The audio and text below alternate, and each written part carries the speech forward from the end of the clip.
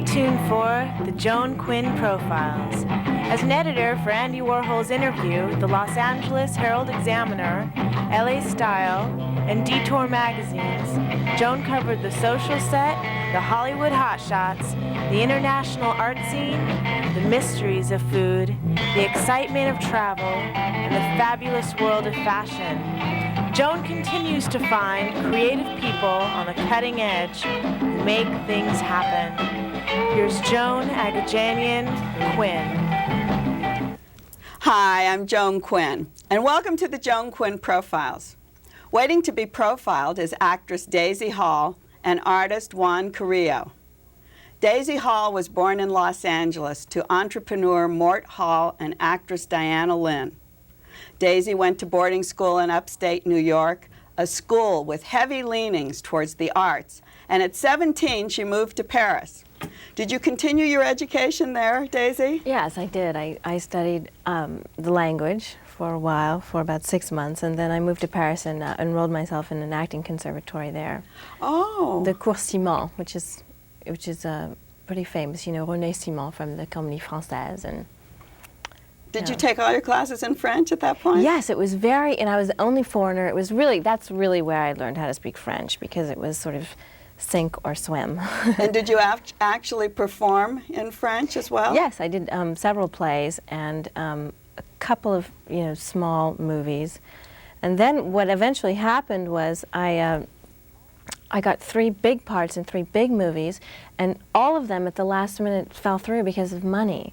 So I said, I'm going to go home where the money is. Were they all French productions? Yeah. Oh, they were? Yeah, and that happened so much, it was too frustrating. It was too heartbreaking. Were they also written in French? Yes. Were they going to be all? Yes. Oh, they were? Yeah. Well, that could have been your big debut. I know. It was so disappointing, and I decided to come home. Did you always want to be an actress? Yes.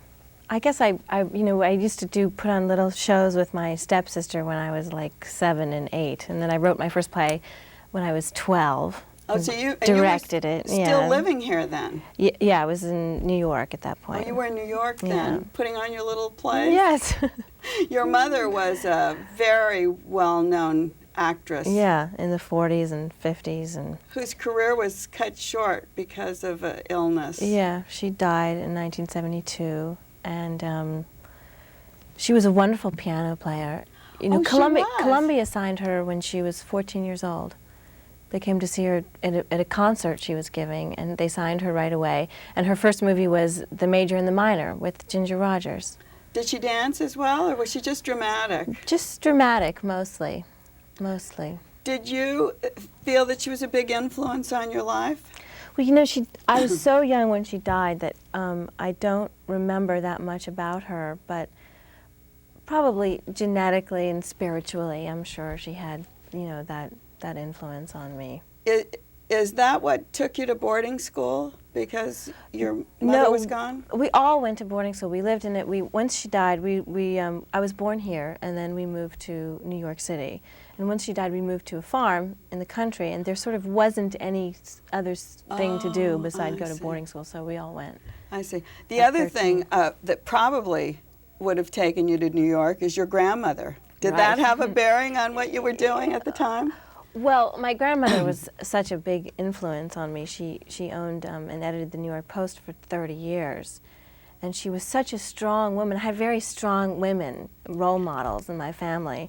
And my stepmother's also a very strong writer and painter. And oh, she is? I didn't know that. Dorothy Schiff is your grandmother, who was the editor of the New York Post for more than 30 years. Did you ever think of being a journalist? I didn't. I had already sunk myself pretty deeply into the whole theatrical thing. By the time I was 15, I was doing professional theater. So, was there any problem about being reviewed by your grandmother's newspaper?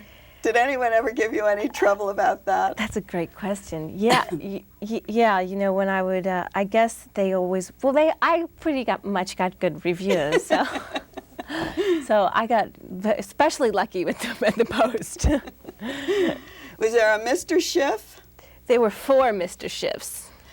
4 Mr. Schiffs, yeah. She was, I I guess she's kind of married a man for every decade. In the 20s, she married a playboy, you know, very good-looking playboy, country club kind of guy who was my grandfather. And then in the 30s, she married a... What was his name? Is this her maiden name, Schiff? Yeah, that's her maiden So name. did his name was Hall, Richard Hall. He was Hall, okay. And then she married in the 30s, she married you know, sort of more to the left, the unions and all that. She was one of the first newspapers that actually allowed the unions to come there, and she was a big supporter of unions. And then she divorced him, and in the 40s she married a pacifist. In the 50s she married a Zionist. Great for her. But it was a family. Was it a family newspaper? Was Schiff? No, she bought it actually for her second husband, who said, and it was failing. The New York Post always had sort of a hard time, and it was failing. And she said, "Let me go in there and help you fix it." And he said, "No, if you do that, I'll divorce you." And she said, "Okay." And Monday morning she woke up and she went in and he divorced her. And but she really had the paper during its heyday. She yes, brought it she up did. to she the brought top. it up and sold it to Rupert Murdoch in, I guess, 78. Oh, she was the first one to Right. sell it to the Australians. Right. But she was very clever. She knew where the money was at that time. Yeah. Yeah, I guess that was his first big media. Yeah. Your father, Mort Hall, is an entrepreneur. He owns radio stations. Does Right. he still own radio No, stations? he sold those quite a few years ago. And so, but he's been in the media as well. Did you ever think of being a radio announcer or a TV I anchor? sort of thought about it maybe for a few minutes, but I guess I sort of was doing well in the acting, so I was really happy doing that. So I didn't. My brother was a DJ for a while. Was he? Yeah. On And your my dad father's fired station? him. He fired him because he was playing all the songs he wanted to hear. And, Well, what does a DJ do? What is he doing now? my brother, he is a banker. And he Oh. lives in Glendale. Oh, over Right. the DJ years, right? Right. Finished. When did you actually start making films in America then? I guess my first film was 4 years ago. I did a TV movie for Toby Hooper called I'm Dangerous Tonight. We don't have a clip from that, do we? No, I didn't. We have a clip from some black and white movie, a little art movie that you made. Which is mostly what I've been doing, are art films. And this is a movie called Triple Bogey on a Par 5 Hole, written and directed by a guy named Amos Poe, who's from New York. And it's sort of gone through its run now. It opened in New York and it opened out here, and it was on Cinemax last month. But we'll see a clip from it. Yeah, you can see a clip from it. Good. We'll watch it. Okay. Tell the name again. Triple Bogey on a Par 5 Hole. Daisy Hall. She was light. Light? You mean she was skinny? No. She was light, like light reflecting off the surface of a lake, seen through trees, like sunlight on a choppy sea. You had to communicate with her through instinct. When she lost her hearing, it only got worse. You mean she was deaf? Yeah. How did that happen? Well, she had a car accident. She wrecked the car. Took the firemen 2.5 hours to get her out of that wreck. And she had no permanent injuries. Except, of course, for her loss of hearing. And a heightened sense of her own mortality. This woman that you're portraying Right. is a writer. She's a writer. Actually, her parents are murdered for trying to rip off some people on a golf course when she's 13, and she has a 1-year-old sister and a 5-year-old brother, and she fights in court to get custody of, to not have to be split up and go into the foster homes, and she makes such an eloquent plea that she's granted that, and she has to live, of course, with the guardian. She writes a book about her parents and their death, and it becomes a bestseller, and she becomes a famous writer and writes several best-selling novels after that, and becomes very rich and is living on a yacht around New York City. And there is a guy from Paris who comes over to write a movie about them, and it's really about his interviews with this crazy, kooky family. Have you thought, is there a book in Daisy Hall? Possibly, maybe not until later. You know, I feel like I'm very interested in directing, but I think that's something that probably will come later on in life. Are there certain kinds of roles that you feel more comfortable playing? Not necessarily. I mean, I guess I like to play, you know, strong, interesting women like everybody else. Can you sing or dance? I can dance a little bit, but I don't sing. Do you continue to take lessons? Do you take acting lessons? lessons? Yes, I take acting lessons with a guy named Harry Mastro George, who's been doing it for 35 years, and he's really a wonderful, wonderful teacher. And you learn something new every time you go to take an acting lesson? Yeah, it's surprising. You know, I've been doing it for such a long time, but you really do. It's really a never-ending walk. You know, you were talking about your background in boarding school and living in New York. Did you ever do the debutante role? You know, I got asked to, and I said no. Because I think you went to Paris. Then I thought maybe you would have been in the international debut. Well, I did that a little. I did that whole society thing in Maxime's every Friday night and for a while, and it was fun. But I didn't have enough dresses, and it got boring after a while, so I stopped. I wondered if that, maybe even just the little bit that you did, could help you in your acting career. You know, as many people as, you know, my mom obviously had a lot of friends in Hollywood, and I do know some influential people now, but it's really, as much as you think it might be about that, it's really not.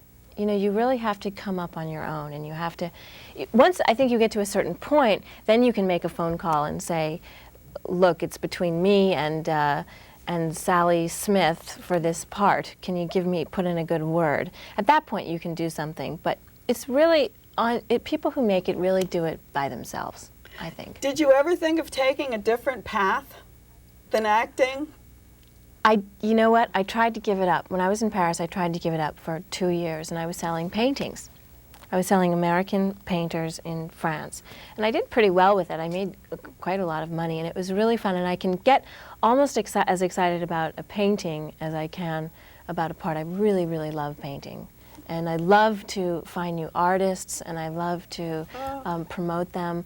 But when I came back to LA, I found that the art scene was kind of strange. It was more, I had never had a canvas that sold for more than $10,000. So unless you're selling something for $50,000 and everybody buys it just because, you know, it's a big painter, it was sort of about what goes with their couch, you know, and what the color of their wall and stuff. And the things I like are rather dark and, you know, usually figurative. But if you have any sensitivity, you could never do that. You could never work in a situation like that. Yeah, so I stopped doing it here. Did you ever think of painting? Did you paint? I do paint a little bit. I love to paint. Figurative or? Mostly, yeah, landscapes, I guess. Do you? And I paint my walls. I have great colors in my house. Color is very important to me. Doesn't count, painting walls. But you should see them. They're great. And I paint murals on my walls and stuff, you know, trompe-l'oeil and stuff like that. That counts. Right. That counts. And it was great having you with us. Oh, you made a difference. You made a difference with us today. And thank you. Don't go away, because we're going to be back with an artist, Juan Casteel-Divia.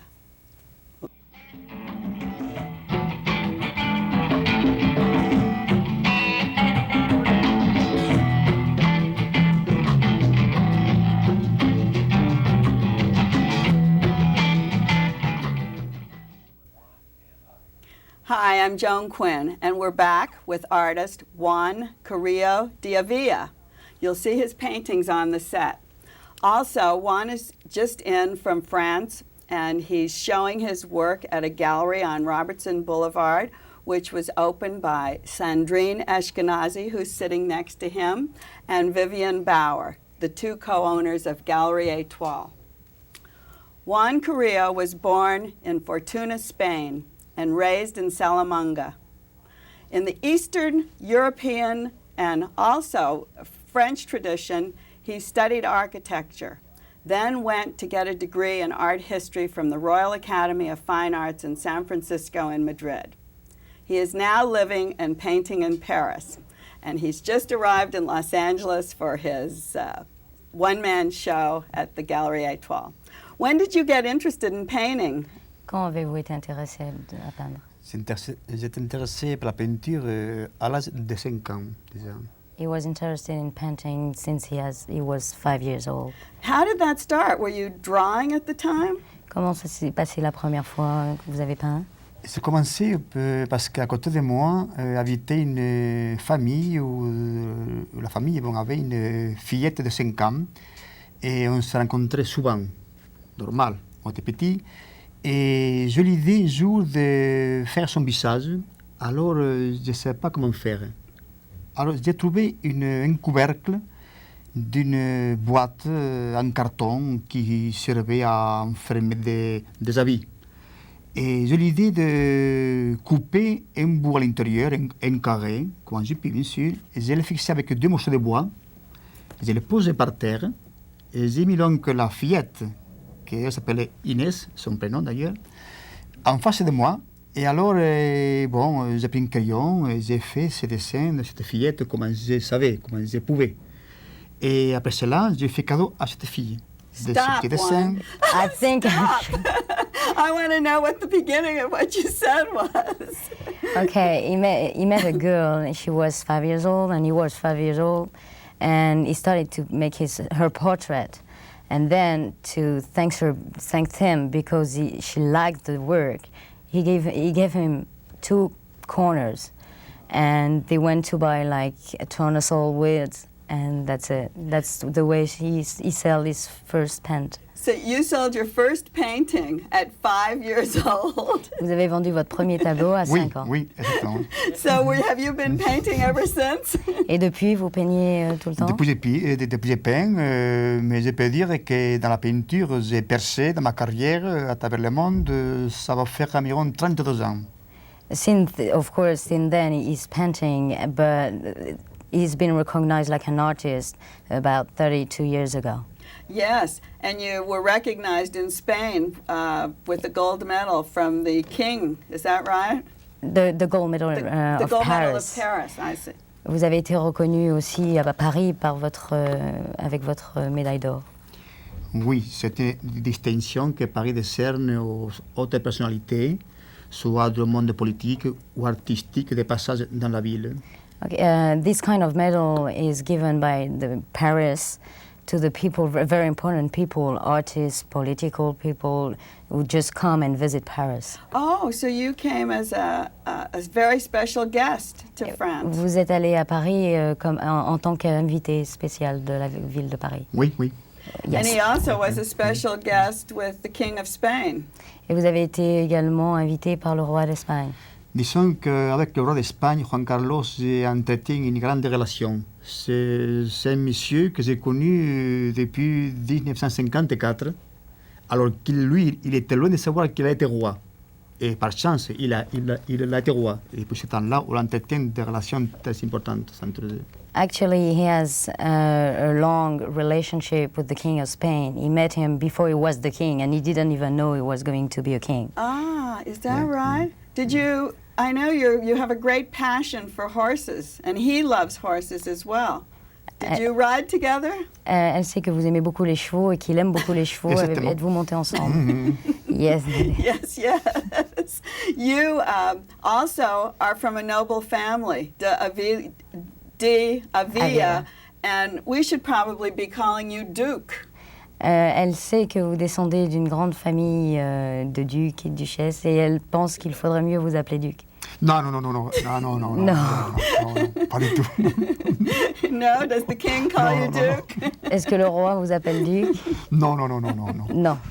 Let's get back to the horses, because you play polo as well. Vous jouez au polo également. Oui. I love the outfit. Do you dress like this? Et elle aime la façon dont vous vous habillez. Est-ce que vous vous habillez toujours Dites-là comme que ça? j'ai habillé toujours comme ça, toujours. All the time. Toujours. So he's ready Every to jump. day. He's ready to jump on a horse. Vous êtes prêt à sauter sur un cheval? Bien sûr. Yes. Let's get back to painting. What kind of materials do you use, and what do you like the best when you're painting? Quel genre de matière utilisez-vous et L'huile. qu'aimez-vous le mieux? L'huile. Oil. Oil. Only oil? Juste l'huile. Parce que j'estime que rien que l'huile, c'est la seule matière noble. I think that oil is the only noble material. I think it's very use. difficult to learn to paint with oil, and I think it shows a strength in your work. Elle pense qu'il est très difficile de peindre à l'huile et ça montre une grande puissance dans votre travail. Et oui, parce que l'huile, on vit un temps de vitesse. Et il y a pour ce procédé d'ailleurs des matières polymères actuellement qui font que ça permet un tableau d'aller très vite. Mais la peinture, c'est une grande maîtresse qui ne permet pas qu'on la trompe très vite, dans le temps, mais pas tout de suite. Okay, oil is it's very difficult to paint with oil, but it thinks that a painting and oil is like a lover, and we don't have to cheat on the lover, so we don't have to cheat on the painting. I see, I see. Can he explain where the inspiration for this work comes from? Elle aimerait que vous expliquiez d'où vient votre inspiration. Mon inspiration vient de n'importe quoi et de n'importe où. Je regarde, j'observe et j'interprète. He gets inspiration from anywhere, whatever it is, whoever it is, and he just translates on the painting. I noticed he has figures. Does he have anyone that he uses over and over in his paintings, in his figurative paintings? Est-ce que vous avez des personnages que vous reprenez à chaque fois dans vos tableaux? Disons que oui, bien sûr, j'ai créé un thème qui me suit. D'ailleurs, tous les grands peintres ont un thème préféré. He imagine a theme and he takes this theme again and again, like any other artist. And he was such a great student of art history. Are there artists in the past that he would really be thinking about when he's painting? Vous avez été un étudiant en histoire de l'art et est-ce que vous avez été inspiré ou est-ce que vous pensez beaucoup à un artiste en particulier quand vous peignez? J'ai pas un maître, j'ai 1000 maîtres. He doesn't have a master, he has 1,000 masters. Oh, is that right? Also, another thing I know, Juan, they call you the poet of color. Does color come from the Spanish part of your life or the French part of your life? On vous appelle le poète de la couleur. Est-ce que ce surnom, on peut dire, vient de France ou d'Espagne? Est-ce que ça correspond à une partie de votre vie plus qu'à une autre? Disons que j'ai une vision propre de la vie et des êtres humains. He has his own vision and his own idea about human being and about life. So, in fact, no, I don't. I think the answer is no. The color just comes. That's a name, and you know, it's just we're speaking about the point of the colors. I see, but he does love color. Oh, definitely. Look at the painting. And you must have been influenced with Vivian Sandrine when you opened the gallery, looking for someone with color.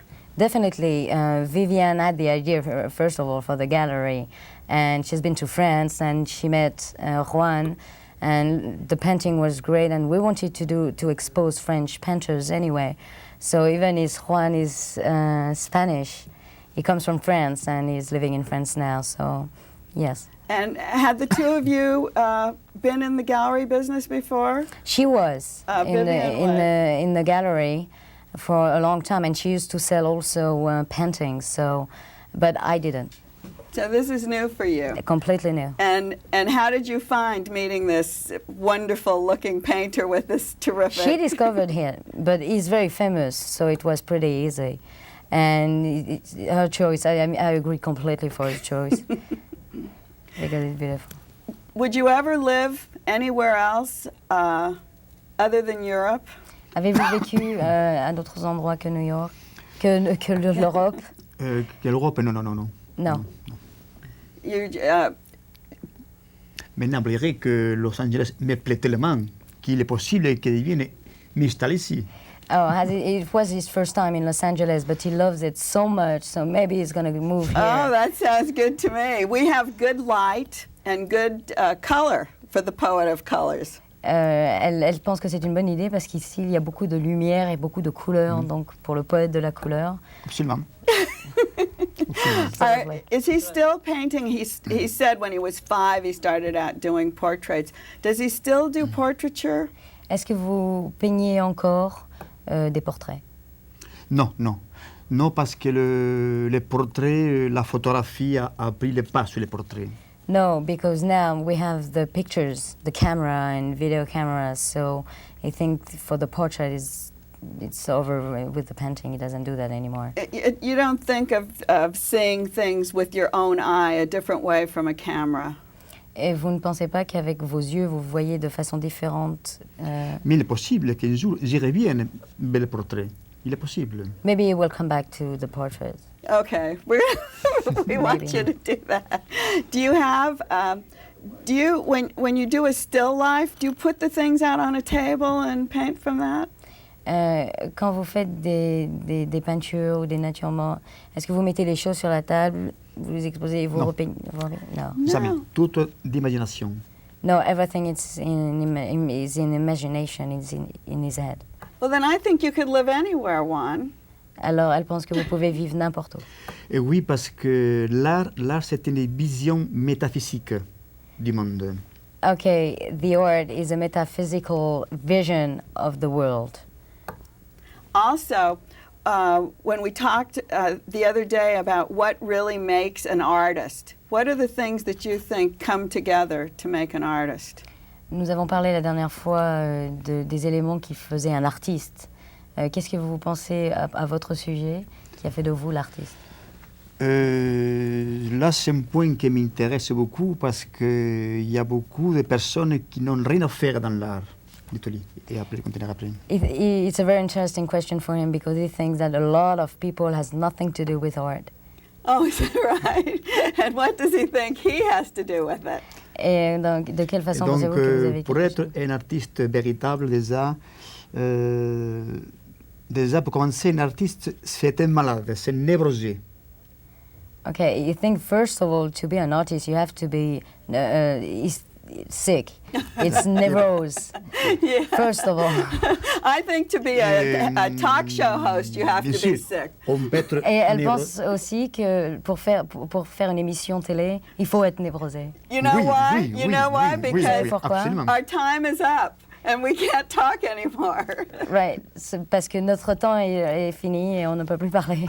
So thank you very much. Merci beaucoup. Thank you, Sandrine. Thank you. Thank merci. you to Vivian, and thank you to all of you for watching the Joan Quinn Profiles, and we'll see you next time.